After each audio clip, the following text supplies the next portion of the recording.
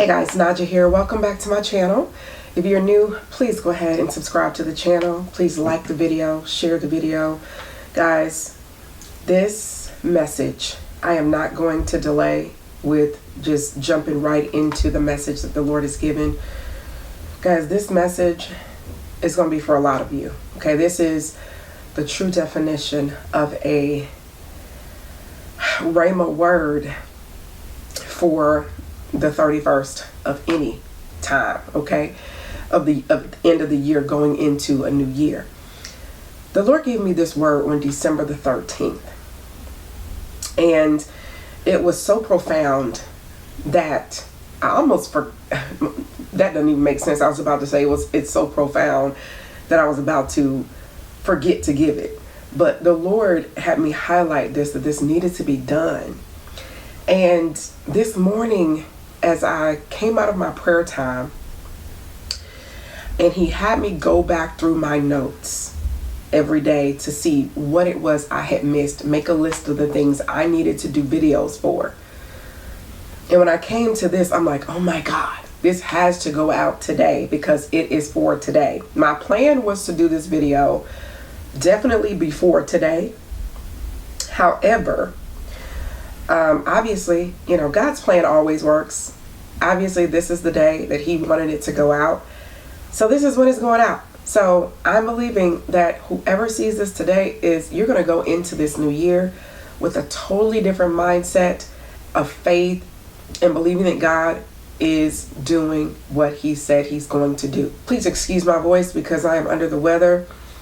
But I know that I did just release a word that the Lord gave me in reference to pestilence and to prepare, which there is going to be many things that are taking place that are not going to be favorable, okay? But the Lord's people are still going to be moving into the promises that he said he was going to do, regardless, okay? The Lord has not stopped giving or bringing his promises to pass just because there are different judgments and tragedy that are also coming. But we have to go into those times in faith and knowing what God said he's going to do in order to keep our household together and intact. All right, so we just got to be obedient. Now, let me go ahead and just jump into this word. Okay, as I said before, he gave me this word on December the 13th. And the Lord is, he mentioned that many of us, including myself, have been going through tests. A lot of these tests are to determine whether or not you're going to take certain things, situations that you've been through, into your own hands. Or are you going to trust the Lord and him handling it? So for those of you who have allowed the Lord's will to be done and not your own, this word is for you, okay? Just as it says in Genesis 22:1, Abraham's trust and faith were tested, and it was proven genuine and even stronger than his natural affections, okay? So the Lord does test us. He tests us in order to make sure that we understand the importance of having faith in trusting the Lord as Abraham did. So during that process of you trusting him and journeying, it is important, and it has been important, that the guidance that you are receiving is coming from the Lord, not from your mom, your dad, your sister, even certain people in the church, okay? Nobody's voice supersedes the guidance of the Lord. No matter what the pastor has told you to do, no matter what, someone, even if I was coaching you, okay? No matter what I say, I and my word does not supersede the guidance of the Lord. So just as it says in Exodus 40:36, where a cloud led and followed that cloud by day and fire by night, okay? It meant that it did not matter what circumstances, by day or night, they did not move. They did not make any decisions or choices without the Lord leading them. Okay? This is imperative, because if you are not being led by God, by this pillar, okay, and by fire, which is why the name of my channel is The Cloud and the Fire, is where that came from, Numbers 9, okay? Because the Lord was leading me and is leading me by day by that cloud, and he is leading me by fire at night. And that is what I stand on when I am coming to give you any word that he has given me, okay? So, but you can read about how they journeyed with guidance of the Lord by that cloud and fire. Also in Exodus 40:36. And you are expected to remain in faith in regards to what the Lord said he's going to do for you, regardless of what it looks like even today on the 31st. Just as the daughters of Zelophehad stood on the personal beliefs, okay, and God's promise, even though it was not yet allocated, even though it was not yet delivered, even though you have not yet received it.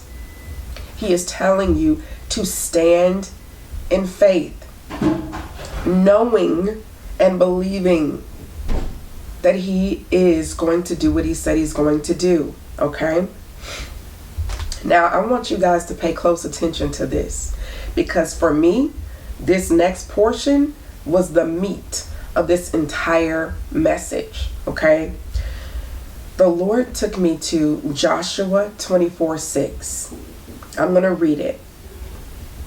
The Egyptians pursued. Now, I don't remember whether or not this is the actual scripture or if this was the notes that I wrote down. But just follow with me, okay? The Egyptians pursued after your fathers with chariots and horsemen into the Red Sea.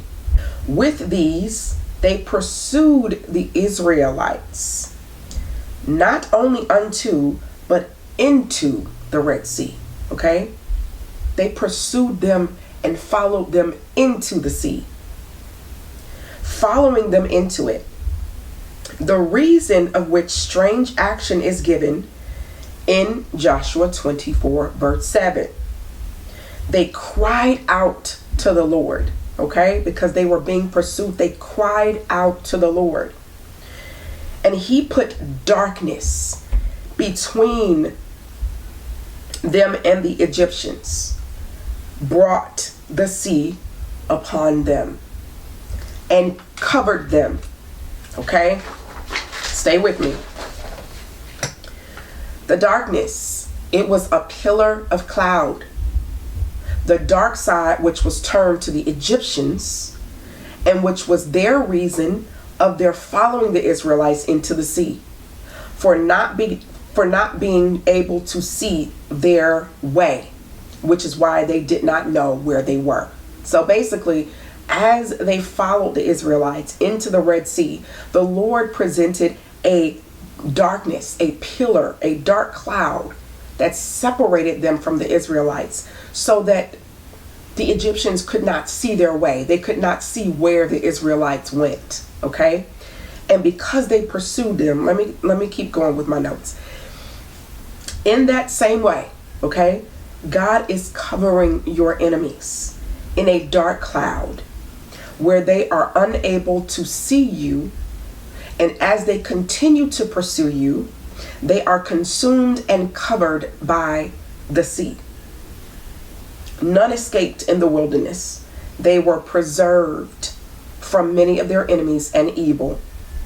You have also been fed as they were fed with manna, and you've been supplied with the necessities of life, regardless of what your surroundings and the people that came after you, whatever it was they brought to you, whatever it was they spoke out of their mouth and gossiped about you, no matter what it was, okay, the Lord kept you and he fed you manna, and you were led about and you were instructed, and at length you were brought out, okay? You were brought out. Now listen to me carefully, okay?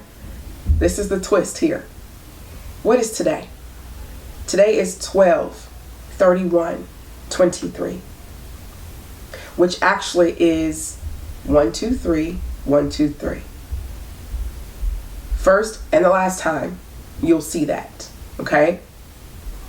Now, the Lord led me to look up 123 in the Strong's Greek Concordance.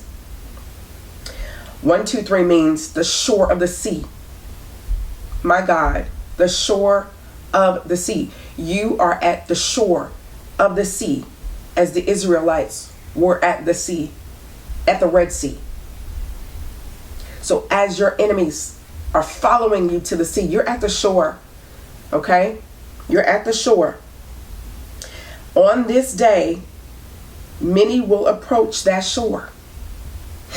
And if your enemies are still in pursuit, they will be led into what they cannot escape. Okay? Their judgment, and you will be brought out. So as you cross over into 2024, okay, you are at right now, today, at the shoreline. You are about to go into the sea, being led and instructed by God to get to the other side of where He's taking you. Any of your people that have been, not your people, but any of the people that have been pursuing you, that has gone against God's will to be any form of oppression against God's will coming against you, any enemies in your camp, if they continue to follow you after today, to pursue you after today, that sea is going to consume them. Okay? Now, when I got this word, I was like, wow, Lord, this is amazing. This is a word, okay? But God called me to speak, as did Abigail, all right? Because Abigail, her voice was a call to reason, and her manner was altogether disarming. So the Lord was letting me know that me speaking this word to you today is a form of disarming those who have come against you. This word is going to be a disarming mechanism for you in your situation. And the definition of disarm means to take a weapon or weapons away from either a person, a force, okay? This is to take a weapon from the enemy. The enemy that has been pursuing you has now been disarmed, and their weapons are no longer.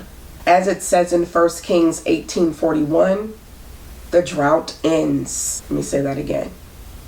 The drought has ended. The drought has ended. And for many of you, I don't want this to sound, what I'm about to say, I don't want this to sound anywhere near similar to any words that other people may talk about in reference to kingdom marriages and all this stuff. But it is a reality that the Lord is bringing marriages together for a purpose. Okay, so for those of you that this was for, this is in reference to you crossing over to no longer be pursued by the enemy, to keep that from happening.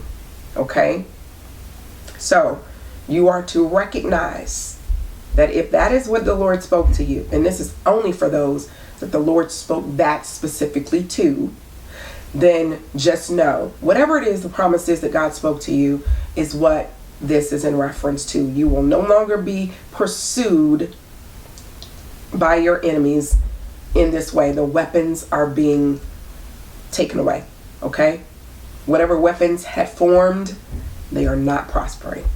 All right?